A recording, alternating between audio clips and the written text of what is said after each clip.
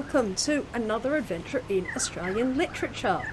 I am bringing you an interesting book. Actually, I'm bringing you a writer I've wanted to bring for some time, and I needed something that was quick to read to get the video out this week. So I decided, right, this is the week we start with Dorothy Porter. So before we start with Dorothy Porter, remember there is our shop. There is our Redbubble shop. We have books, we have writing services, we have designs. If you want to support us, that's how you support us. There are links down below. And if you want to support us and you don't want to spend any money, that's fine too. Like, subscribe, leave a comment, share the videos. All those things really help with getting these videos out there. So we're going to start with Dorothy Porter. Who is Dorothy Porter? Dorothy Porter was an Australian poet. Sadly, Dorothy Porter is no longer with us. She died in 2008. Unfortunately, she lost her battle with breast cancer at only 54. So it is a great shame that we lost Dorothy Porter so young, but we do have her work. So Dorothy Porter was a poet of some very interesting sorts of works. So partly what Dorothy Porter was wanting to do with her poetry was rough it up. She was working against what had been the dominant narrative of Australian poetry. We haven't done a whole load of poets here, but Australian poetry really has very much a very pretty sort of vibe. There are we get some migrant poets, but until Dorothy Porter came around, it was really kind of pretty more than anything. I wouldn't put Kenneth Slessor in the pretty camp. We will eventually have a look at Kenneth Slessor. I'm a little intimidated by him, but we will get there. But when people thought about poetry in Australia, they thought Banjo Patterson. They thought stuff that is inoffensive. Oh, and that bloody poem by that bloody woman, the Dorothy McKellar, sunburnt country garbage. The thing that every single climate change denier quotes when they want to say that there's no climate change. They quote that blasted poem. Could really have done without her writing that thing. But that's sort of what Australian poetry looked like. That's what it looked like. Dorothy Porter comes along. Dorothy Porter is young, 1990s. She's a young writer. She is a lesbian woman. She is interested in roughing up this poetry. She is grunge. At a time when grunge really is, that's the thing, that very late 80s, early 90s sort of thing. Apparently she had published a couple of collections of poetry already, had tried her hand at a children's book, but the moral guardians of children's books decided that they didn't like her take on writing for teenagers.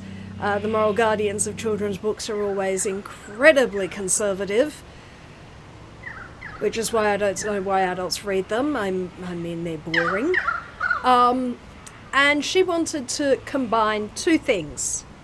She wanted to combine, three things. She wanted to bring poetry from the back of the store with the knitting and the gardening and stuff your grandmother would like, and bring it to the front of the store where all the things that sell are. And she wanted to combine pulp detective fiction and lesbian erotica. And that is what you get in her 1994 The Monkey's Mask. This is a detective fiction. We are on a crime spree at the moment. All four of us have done crime novels, starting with Jekyll and Hyde and moving all the way through to me. Her Infernal Majesty does not play games like that, so it ends here. But we have another crime novel. This is poetry. It is explicitly, the character is explicitly lesbian. There is sex. It is raunchy. And it very much fits in with the vibe of the early to mid-90s, the sort of Basic Instinct, well, Dangerous Liaisons, that film came out, that was very that sort of vibe. I'm thinking of another one. Fatal Attraction, that's the one. The Bunny Boiler one. Fatal Attraction. So that was very much a vibe. This is a detective novel that you could imagine has a Nick Cave soundtrack. It's grungy and dirty and, you know, dealing with seedy stuff, which all great detective fiction does. All great detective fiction deals with seedy stuff. And it's set in Sydney. This is not the Sydney that Sydney likes to portray it as sunshines and loveliness. This is the underbelly of Sydney. This is the other side of Sydney. The side that you can't start as a convict penal settlement and expect that to go away side of Sydney. So this is the story of Jill Fitzpatrick. She is a private eye. She is a former cop. And she has been hired to find a university student, a 19-year-old university student called Mickey by her parents. She's disappeared, hasn't been seen for 2 weeks. This missing persons case rapidly turns into a murder case, which leaves Jill Fitzpatrick into a world she had no idea existed, a literary world, a world of poets, a world of privileged poets. So not the open mic at your local cafe type poets, but the grant accessing, Chardonnay swilling, upper crust of the literary elite. And Jill Fitzpatrick, who left school, went into the police force, is finding herself well out of her depth. She is a blunt, straight-speaking type of person. Very much, if you think she's got the broader Australian accent, as it were, compared to the educated Australian accent, not the fully broad bogan accent, but the general Australian accent compared to that educated accent that she's walking into, and she is finding this a very dangerous and seductive but overwhelming experience. There is also a really delicious femme fatale in this because, as I said, Dorothy Porter, really interested in the raunchy. So, why is this not just a pulp novel? Well, you can read it quite quickly. You know why you can read it quite quickly? It's all poems. It's a novel in verse. Whole thing is, I read it after work, across 2 nights because I was tired. I could have read it in 1 night, but I was tired. We finally hit holidays. But it's a novel in verse. So here you have Dorothy Porter taking the lowbrow genres of detective fiction, pulp detective novels, and lesbian erotica, and elevating those into a literary form. The whole thing is effectively one poem, one long poem. Now, I read this first. The first place I was introduced to Dorothy Porter was university. This was a first-year text when I went to university in 1998. So it was only about 4 years old. It was a very new text. I think Janice has spoken about why we hate leavers. I got given this. I had zero context for it, and I had absolutely no idea how to make this work. I had never read Australians.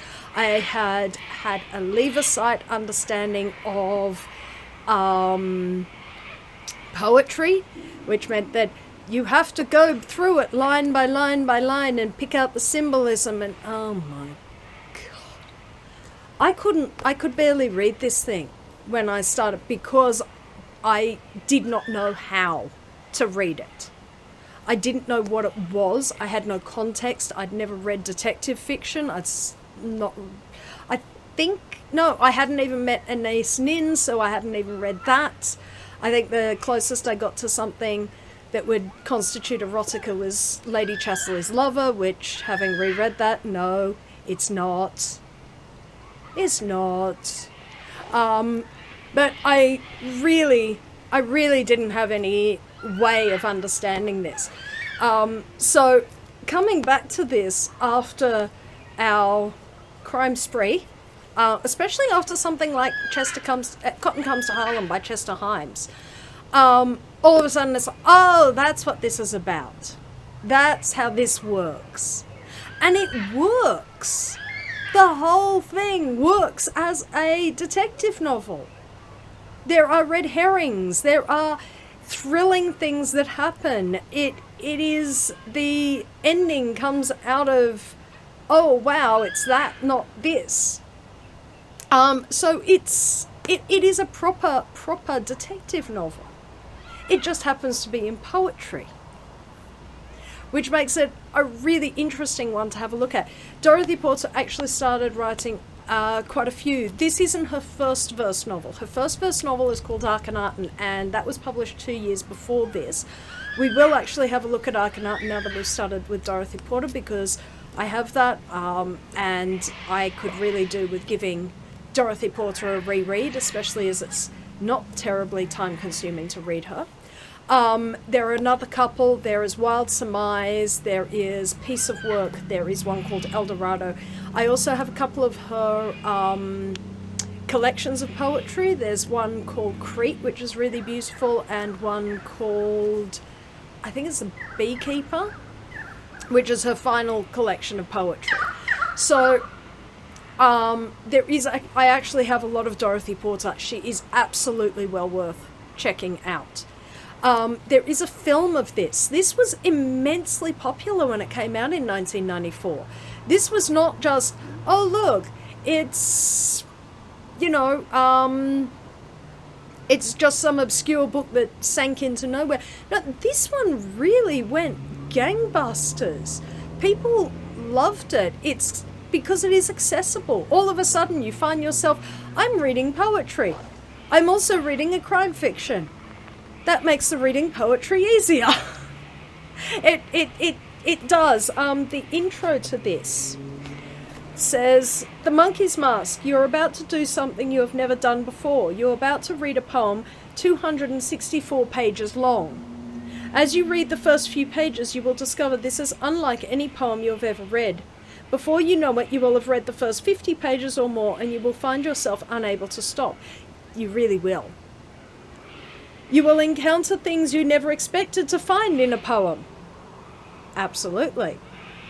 "A missing person inquiry, a tough streetwise PI named Jill Fitzpatrick." So the other thing that Dorothy Porter does is she really inverts that crime fiction genre by having the private eye a woman, not a man. So it's quite a difference to that genre. Cars that go out of control on mountain roads, murder, deception, and an unforgettable femme fatale. You will find yourself reading the crime thriller of the year. From the pen of one of Australia's most innovative writers comes a totally unique experience. It's poetry. It's crime thriller. It's where high art meets low life, passion meets betrayal, and poetry faces profanity on the streets of a harsh modern city. Welcome to the Monkey's Mask. It is designed to unsettle. It's designed not to be the pretty thing. I think we have a concept of poetry as something pretty emotions often, pretty scenery, especially since the Romantics got a hold of things. They really prettified poetry. Poetry as long narrative is something that has a very, very long tradition. A novel in verse is really a modern day version of the epics. This is a modern day version of something like the Iliad or the Odyssey or the Divine Comedy or Paradise Lost. But it's modern poetry and it's really stripped down. But in spite of being really stripped down, you never feel that you're missing something. You read it and there's enough in there that she's left enough of the bones and enough on it to leave you satisfied. You don't get to the end of this thinking, oh, I wish there was more of it. Not in terms of, I wish that there was more in the book itself because I feel that it was skimpy. No, if you feel I wish there was more of it, it's like, oh, it's all over already. Long narrative poems really died out with the invention of the novel. The invention of the novel became the vehicle for narrative, whereas for most of our history, let's say European history, long narrative poems have been the vehicle for telling stories, partly because they came out of an oral tradition and partly because people followed what had gone on. The novel in the 18th century was a huge innovation. And here at the end of the 20th century, a novel in verse is in some ways paying homage to the ancient way that poetry was used. And it's also, when you look back at that old tradition, having a really strong muscular poem about something that's not beautiful is not so unusual. This is really grungy and thrilling and, you know, in your face. As I said, this thing would have a soundtrack of Nick Cave and Nirvana. The Romantics made us think that poetry had to be pretty. Even Pope's poetry is satirical, is beautiful, but it's satirical. But just plain prettiness is sort of more of a 19th century post-romantic notion of poetry. And this writer is both looking further back and also looking forward, because that prettifying of poetry has, I think, partly led to what Dorothy Porter was writing against, the fact that poetry is that nice thing in the background that maybe you give only to, you know, older female family members because they're the ones who like poetry. I think I'd see if Nana likes crime fiction before I give her this. You never know. If Nana likes crime fiction, she'd love this. If you like crime fiction, you'd love this. So I would say it will take you an evening to read. Nothing. Put aside an evening, get yourself a copy of The Monkey's Mask. It is in print, which is a real rarity among Australian writers, to have a writer, a deceased writer, and that her work is still in print and is still able to be got a hold of. This is an original cover. This isn't my original copy. This is a second-hand copy. Somebody's written someone's phone number in the front of it. But it is still available. So if you want to check out crime fiction, lesbian erotica meets poetry, The Monkey's Mask. There is a film. That's how popular it was. I haven't seen the film, but there is a film of The Monkey's Mask, an Australian film as well. So that's Dorothy Porter. We will have more Dorothy Porter in the future, possibly when I have limited time to prepare, but we will be doing more Dorothy Porter, not just as a stopgap measure, but because I genuinely love her work. And until then, I'll see you later. Bye. If you would like to support this channel, come across to the Black Cockie Press website, www.blackcockiepress.com.au, where you will find books and other writing services to help with your writing.